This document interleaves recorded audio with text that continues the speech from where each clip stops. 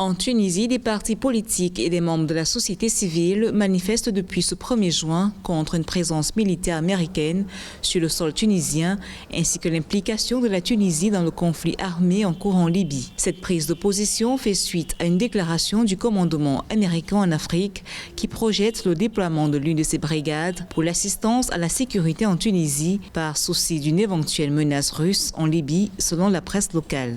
La société civile tunisienne, comme toutes les autres sociétés civiles dans le monde, sont la voix des sans-voix.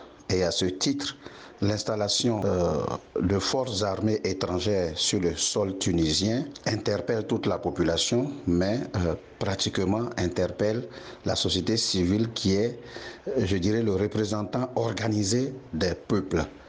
À ce titre, cela pose le problème de la souveraineté de la Tunisie et en ce sens, la société civile tunisienne interpelle, fait un plaidoyer, sensibilise, met la pression sur le gouvernement tunisien pour que le gouvernement tunisien tienne compte de ses populations et de son territoire. Pour le mouvement populaire, les terres tunisiennes ne serviront pas de plateforme de transit ou de tremplin pour une intervention américaine en Libye. Il dénonce par ailleurs une agression coloniale atlantique contre la Libye depuis 2011, agression qui vise principalement la restauration d'une influence américaine dans cette zone. Du côté du Parti des travailleurs, le ton n'est pas plus conciliateur.